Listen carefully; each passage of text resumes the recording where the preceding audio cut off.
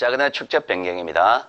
자, 축적 변경은요, 우리가 이렇게 한단 말입니다. 축적 변경 개념은, 자, 지적도에 등록된 경계점의 정밀도 높이가 작은 축척을 큰 축척으로 변경하는 걸 말한다라고 되어 있습니다. 자, 이걸 설명하기 위해서는 축척의 개념을 사전 지식이 좀 필요한데요. 자, 여기는 평면조라 글자로 적어놨거든요. 자, 입체조로 좀 바꿀게요. 자, 일단은 빈 공간을 확보하셔서 필기를 좀 하세요. 자, 일단은 위에 한 3줄 정도 더 갑니다. 공간을 확보하시고 합니다. 자, 축척 변경 이런 겁니다. 현재 지적했어요. 사용하는 축척의 종류는요, 총 7가지가 있습니다. 자, 500분의 1 축척이 있고요. 자, 600분의 1의 축척이 있고요. 자, 그리고 1000분의 1의 축척이 있고요. 자, 1200분의 1의 축척이 있고요. 자, 2400분의 1의 축척이 있고요. 자, 그리고 3000분의 1의 축척이 있고요. 자, 그리고 6000분의 1의 축척이 있습니다. 자, 7가지 축척이 있는데, 자, 이 축척을 어떤 경우에 쓸 것이냐라고 한다면 먼저 이거부터 갈게요. 자, 500분의 1 축척은 어떤 지역에 쓰느냐? 그러니까 이런 지역 씁니다. 자, 제가 아까 전에 지적 공부 설명하면서 이렇게 쓸까요? 지적도 하고 좌표 등록부는 토지 외형을 나타내는 형식에 따라서 지적도 임야도, 좌표 등록부 이렇게 나타난다 그랬습니다. 그럼 그 말은 언뜻 들으면은 지적도하고 도면, 지적도, 임야도, 이 도면하고 좌표 등록부는 선택적으로 할 수 있다, 이렇게 이해가 됩니다. 도의 지적과 수치 지적 설명을 제가 그렇게 했습니다.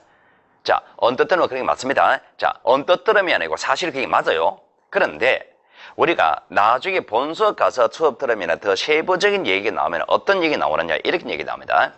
좌표 등록부를 작성하게 되면은 토지 외형을 나타낼 수가 있어요. 근데 좌표로서 외형을 나타내기 때문에 일반인이 이해하기가 힘듭니다.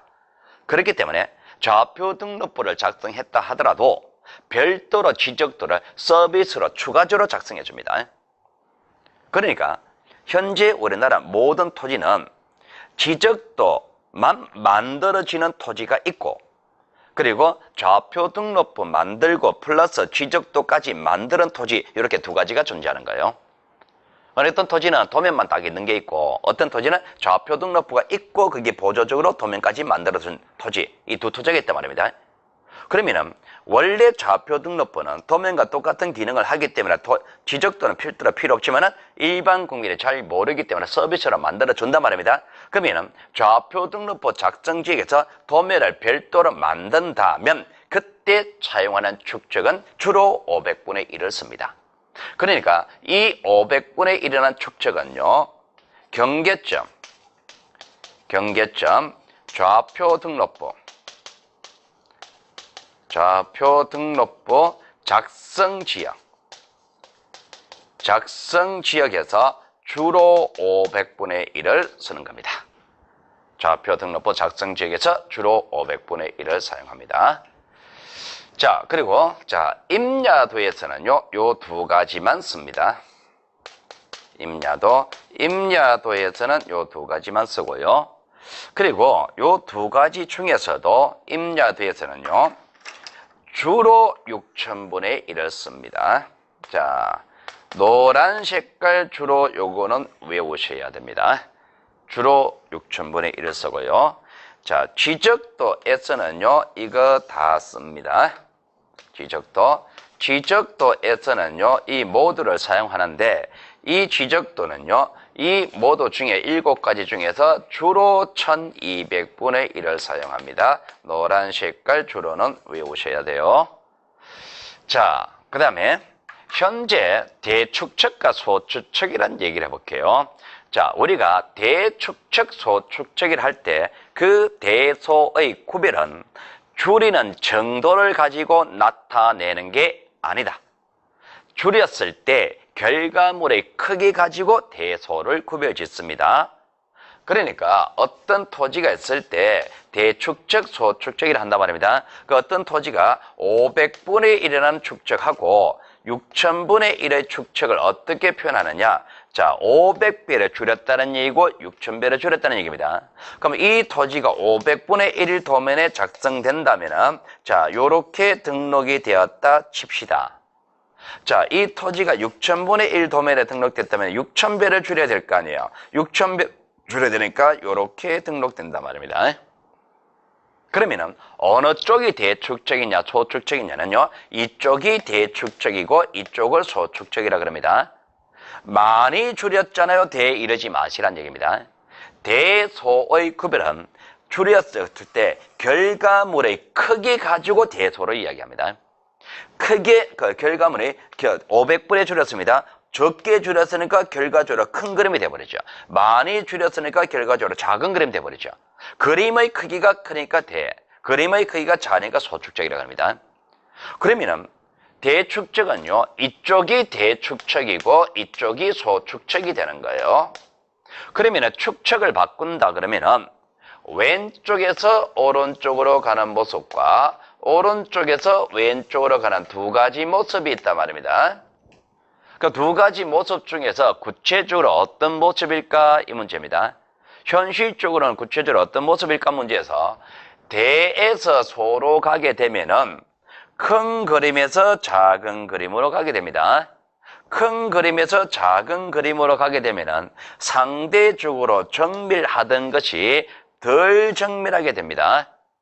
정밀하던 것이 덜 정밀하게 됩니다. 부정확하게 되죠. 그럼 이렇게 바꿀, 일부러 부정확하게 바꿀 현실적인 필요는 없더라 말입니다. 반면에 소에서 대로 가게 되면은 작은 그림이 커지게 되죠. 작은 그림이 커지게 되니까 더 정확해지죠.